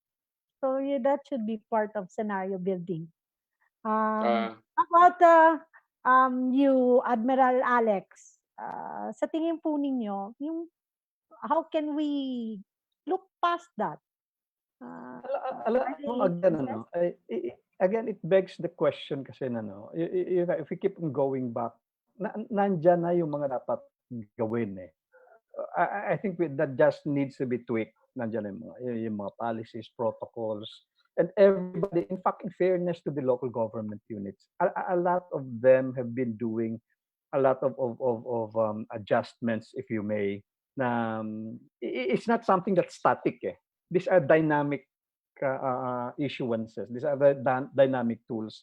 And a lot of them, pareho ni na Mayor Madel, ang dami nang dinagdag sa mga ginagawa eh. Again, the question is, papalit-palit every 3 years ang natin. It's a question of institutionalizing these things eh. That once these things are institutionalized, yung sinasabi nating accountability, hindi lang ng elected officials, even by appointed officials, they are held accountable for the things that should be done that were not done. But I think the sad part, again, I don't want to feel to sound negative about it. But when was it ever that somebody was held accountable for a number of loss of lives? Yes, in a disaster, no? Diba? In a disaster for that matter. If I remember right, the closest thing to it siguro was I remember panahon ni na Yusek Panadero when a regional director of DILG, if I'm not mistaken, was relieved. A provincial director of the PNP was held to task because 3 beses nangyari pare-parehong casualties, pare-parehong dahilan ng casualties. So there was something wrong nung inimplement yung punitive or the penal side of it. Laki yung pinagbago ng improvement ng lugar na yon. You remember that Yusek Austin? Yeah, it was not a regional director, actually provincial and yeah, some okay. other officers lang naman. Yes. So I think malaking the bagay yan. accountability side. Because Yeah. I believe now the DILG Secretary Anyo was quick to call on chief executives na wala doon, no? Almost Exactly. immediately, which I think is getting to be a very good, kung institutionalization lang ang pag-uusapan, talagang they should be held accountable. Well, pero siguro, if I may add to that, no, parang, but I'll frame this from the demand side, no, behavior change. If people actually will now, will have more understanding of the risks and that everyone faces in their community, they will have to work with the local officials and the other stakeholders to minimize those risks. Okay, Tama. so hindi lang naman sa ating mga service providers, so LGU, National, etc. Sila yung nagre-respond dyan, but yung nangangailangan actually has to siguro move na to a situation na they themselves demand for it, and in fact Yes, they demand it. participate, and that's big. I think in other countries ganun na kaya medyo, and that did not happen naman overnight. Yes. Singil dapat, di ba? Singil, saka pinapaliwanag sa educational system nila di ba? Yes. And I Tama think yan. just to my last point lang on this baga makalimutan, maganda yung pinoint out mo kanina na what about what should the man in the street really know? I mean, that's really important. I think we have to continue to find answers to that. But the one that needs to really, and I think we can learn a lot from Mayor Madel's yung sinabi niya kanina na nag-invest talaga siya ng effort and probably resources to communicate to the communities. Ano ba talaga ang dapat nilang ugali sa panahon ng itong mga ganito.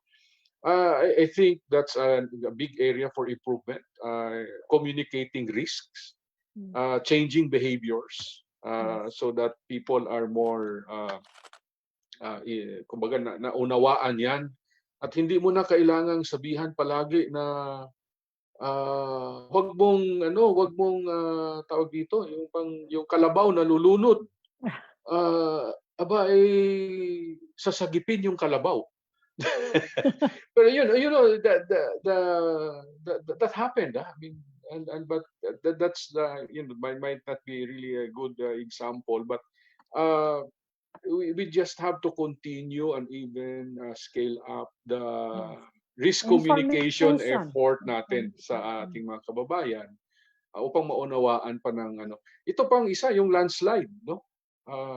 I think there was a time, Padre, na di ba ang ating problema landslide. Buti na lang ngayon I don't see any a dramatic there. No? Siguro nag-improve, but that was then a big challenge. How do you continuously communicate and therefore convince people to stay away from these hazardous areas? We have a lot of things to catch up on communications. Yes. Mayor Madel, how about you? Opo, Drugs ba actually yung mga ganong qualities, parang endangered species. Joke lang po.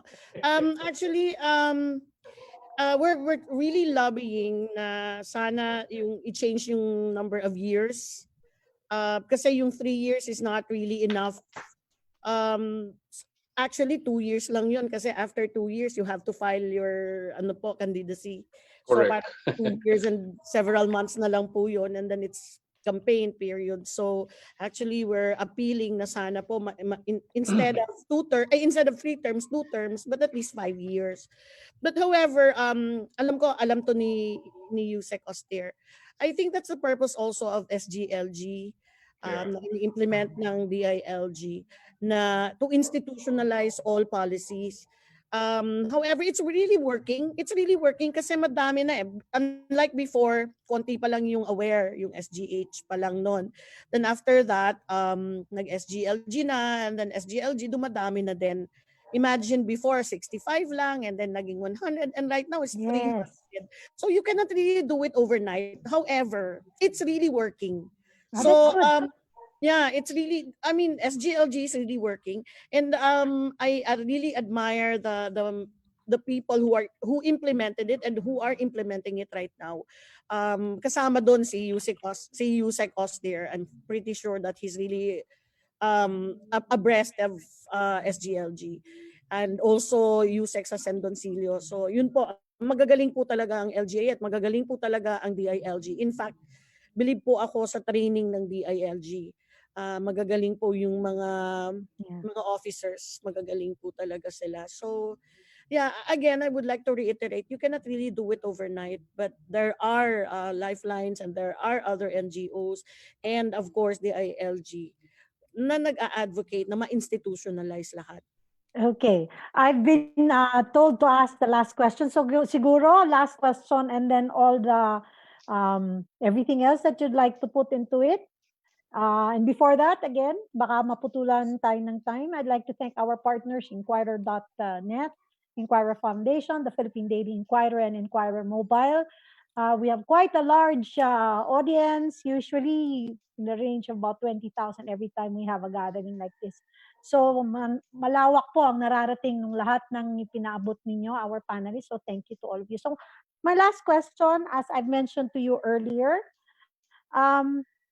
yung mga institutions, hindi lang tao kailangan maging resilient pati yung mga institutions natin. The NDRRMC, do you think they are equipped to actually handle all of this simultaneously? If they come one after another, we will be able to, because if look at it, the IATF is composed of the same people the Dream Sea is composed of and all the other task forces, but do we have the capacity, the absorptive capacity to adequately address disasters and emergency situations, especially unexpected ones, which is what the organization is really created for? Siguro, Mayor Madel, since you're the one on screen. Yes, ate. Actually, totoo yung sabi ni Sir Alex na talagang we have good policies, we have good laws.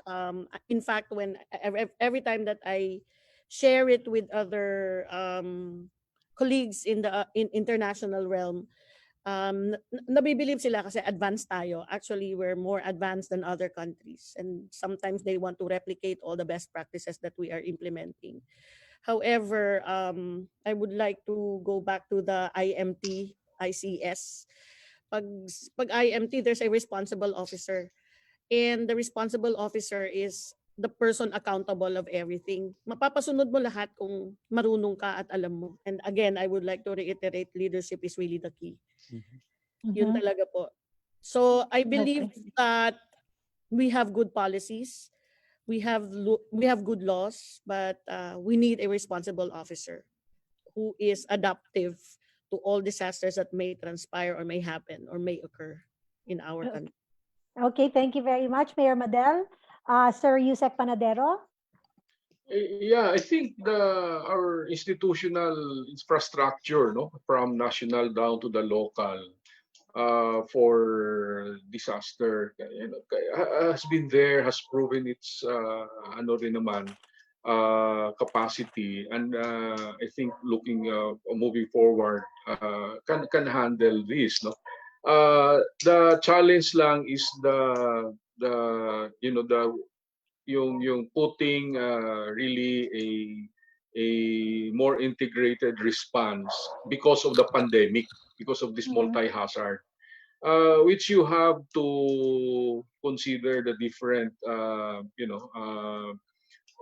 concerns, interests, as well as needs of different sectors. So yung pag-integrate niyan is really a challenge, I think, on the DRRMC structures from national to local. But I think as we all acknowledge, that set up as provided by 10121 is working and can even be made more stronger. My other point lang is I think we should really continue to invest on capacities of our DRRM people, all the way down, and even especially on the ground level. They are our frontliners for all of this. I think our discussion pointed out that they don't deal only with the here and now, but try to anticipate what comes in the immediate future, and that cannot be just any professional, but a professional who has been really been properly trained, and then develop, and in fact given all the tools to carry out what needs to be done. And of course, the last is improving risk communication with the support of every stakeholder in the community. Okay, thank you very much, Sir Austere Panadero. And lastly, Admiral Pama, Vice Admiral Alex Pama, sir. Yeah, thank you very much, Marisa. No, I think we have we have beaten the issue to to pulp, and I think again I agree with my co-presenters this afternoon. Structurally, institutionally, and even in terms of policies, nandyan na yung mga yan eh. Again, the bottom line is the implementation.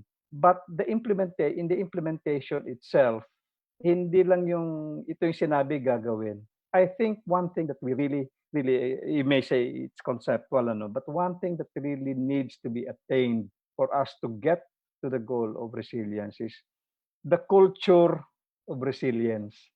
Ibig sabihin, lahat tayo hindi lang si Mayor, hindi lang si NDRRMC, hindi lang si IMT ang ano rito, kundi lahat tayo. Again, yung ownership natin, both of the risk and the resilience that we want to achieve. Nandun lahat. Not unless na makuha natin yun down to the grassroots level. Kasi kahit gaano kaganda ng sistema, gaano kaganda yung leadership, kung yung mga kababayan natin medyo may matigas pa rin. No? And I think it's also a function of education. We need also to help our people understand these things. Kasi yung mga PDRA natin, yung mga ibang mga listo natin, these are just all tools. At the end of the day, how people are going to internalize these things. And kumbaga sa moto proprio, sarili ko na gagawin ko yan. Pag hindi natin naabot yun, hindi natin talaga makukuha yung tinatawag nating resilience insofar as disasters are concerned. So, we're not yet there. We're not yet there. Pero I'm quite optimistic that malaki na yung natutunan natin. Kaya tanong ko nga kanina sa 11 taon mula kay Undoy hanggang kay Ulysses, anyari? Di ba? Ano yung nangyari? So, Dahan-dahan. so nakita natin kung anong nangyari. Ano nang sunod natin gagawin? So I think again lessons learned na naman. And sana naman wag na naman tayo abutan ng panibagong sa loob ng 5 taon meron na naman. So again, we need to develop that culture of resilience to each and every 100 plus Filipinos. Thank you. Oh, yeah. Cultural resilience. Okay, let me just summarize. Well, first and foremost, we'd like to acknowledge that at present, we are in a situation of a disaster. So sana wag nating makalimutan yon. Ang COVID-19 ay nandiyan pa. Disaster pa po ang sitwasyon natin ngayon, as explained by our panelists. And to use the term of Yusek Panadero, may looming disasters. Hindi pa po tayo tapos. At baka hindi tayo matapos because this, as Mayor Madel has explained, they know that they will be experiencing this, and it is important that ang sabi ni Yusek Pama is the cooperation of all the stakeholders. Hindi po pwede na isa-isa lang. No? Kailangan from the top to the bottom to create that culture of resilience where we are able to communicate freely on the risks and that there is ownership of the situation, not just by the national government, but by all of us. No? There should be responsibility in communicating accurate information, and we should be a part of the process of integration. Kasi ito lahat ay nangyayari naman sa atin. And lastly, I guess, let me end with this. The biggest disaster that can ever hit the Philippines is if we fall apart. So let us not allow these situations to tear this country apart, and in fact, use it to strengthen each other and allow it to unite us as a people so that we can respond collectively. And with that, thank you. This is your dose of good governance from Kaya Natin. To our panel, Mayor Madel, Yusek Austere Panadero, and Yusek Alex Pama. It has been a great pleasure to be with you today. And we look forward to having all our audience again in the next dose of good governance webinar by Kaya Natin. Maraming salamat po. Magandang gabi. Kaya Maraming natin. salamat. Thank you. Thank you. Kaya yan. Kaya yan. Kaya, Kaya kaya. natin, kaya. Kaya natin. Thank Thank you. you very Thank much. you. Thank you. Thank you. Bye, Sir Alex. Mayor Madal, congrats ha. Thank you po. Bye, Mayor. Direk. Uh, Maraming salamat po. Ingat kayo, Marisa. Ate Marisa, Nung Camille, Oscar, thank you. nung Alex. Salamat. Bye. Camille, thank Picture you. po tayo. Ah, Before po Ay, mag-end. picture. Camille, ikaw din. Wait lang. Ko lang po if hindi na tayo naka-live.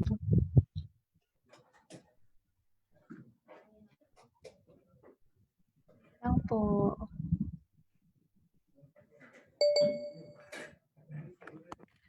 Okay. Aika. Aika, on cam ka. Ayan. Si Aika po. Okay, picture 1, 2, 3. Smile. Yan. Okay na po. thank you. Thank you. Thank you Salamat. po. Good Marami night. ko natutunan, Good night, Sir Alex. everybody. Po, bye po. Thank you po. Ingat, Mayor. Thank you.